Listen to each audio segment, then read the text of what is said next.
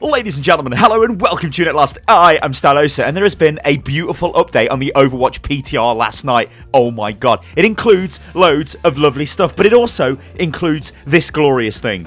That's right, ladies and gentlemen, that is a countdown there for inactivity. Thank God this is in the game. Now, what we need now is just like an accept the match button. So once you queue for competitive, it should pop up and say, oh, the game is ready. Are you ready? You press that button and then you are ready, then you get into the game. That would be absolutely wonderful. But anyway, there is a whole host of changes on this PTR. Changes that are not officially documented just yet. Although, we do have the PTR notes, but they're not officially out right there from Blizzard. But we can go into detail on what they actually are. So what we've got here is a massive, absolutely massive change to the game. Look at this. Ultimate charge is now immediately expended when a hero's ultimate ability is activated. I'm going to read that again because this is huge, right?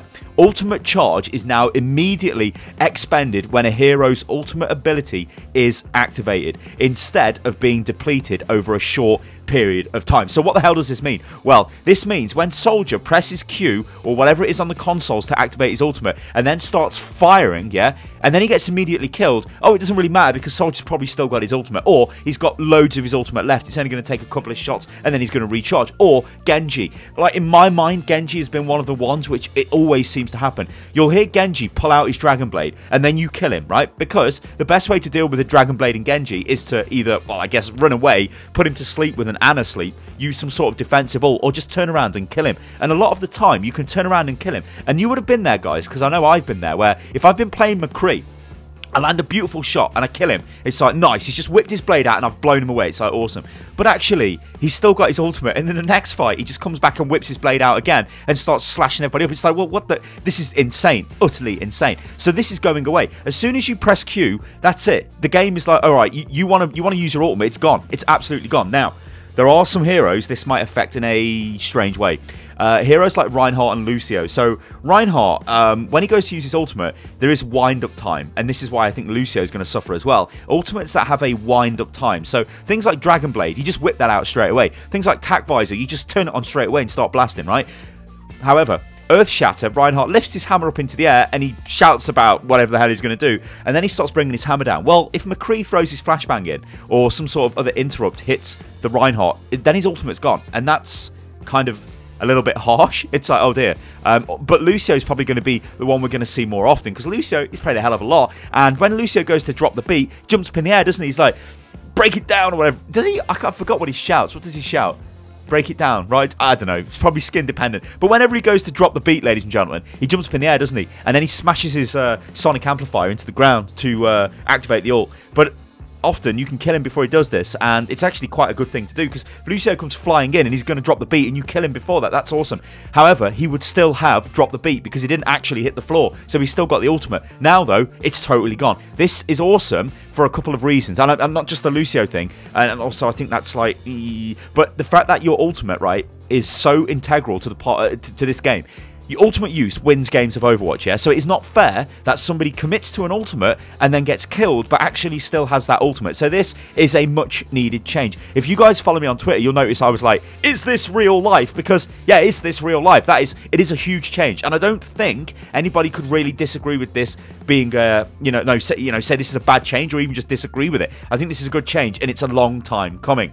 Now, there is a whole host of other changes which we're going to quickly blast through right now. So we've got Deva Boosters. Players now have the option to hold down the boost button rather than using the default toggle method. Releasing the button will end the ability.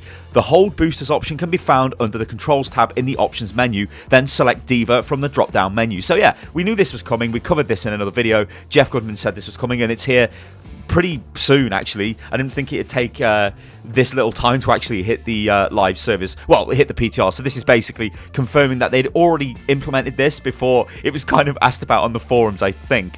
There's some changes to the Spectator tool and the assault maps as well. Now, these are actually quite huge changes. So a team-coloured high watermark will now appear in the progress bar until the attacking team has overtaken the defender's team's progress.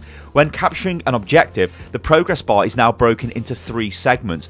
When filled, each segment will trigger an animation and audio cue.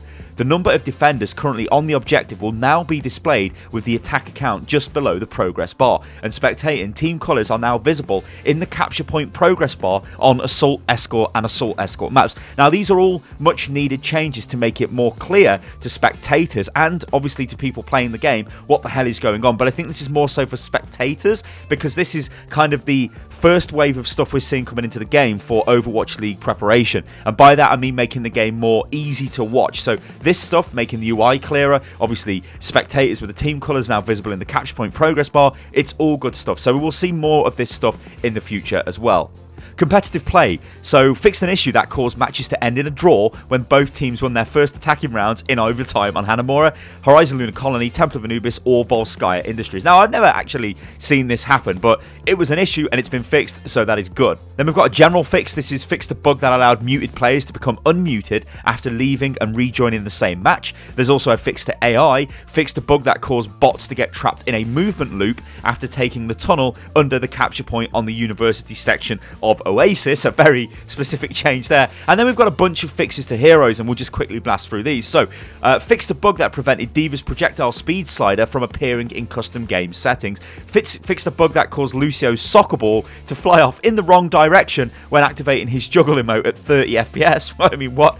Fixed a bug that caused Roadhog's chest to deflate when his tuckered out emote was activated while the Mako or Sharkbait skins were equipped, okay? Fixed a bug that prevented the sound effects on Symmetra's turrets from being heard by teammates, and fixed a bug that prevented Torbjorn's weapon draw animation from being played when turret placement was cancelled. Now, there is also some other little changes that I've seen, or in fact, from playing on the PTR this morning, I actually picked up on a few of them. So Genji sounds different with his Oni skin. He sounds like he's got different voice lines. Apparently, Symmetra has got different voice lines as well. So there'll probably be a lot of stuff like that. And I would imagine some data mining will go on as soon as that is possible, so we can see if there's any kind of stuff which might be relating to upcoming events. Ladies and gentlemen, I've been Stylosa, and this is Unit Lost. This has been a Overwatch news update to the PTR, and it's been a huge update, to be honest, because the fact that Ultimates no longer get refunded is a massive change to this game, and a beautiful one at that.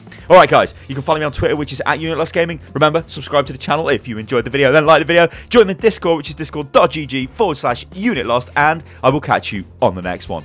Toodaloo.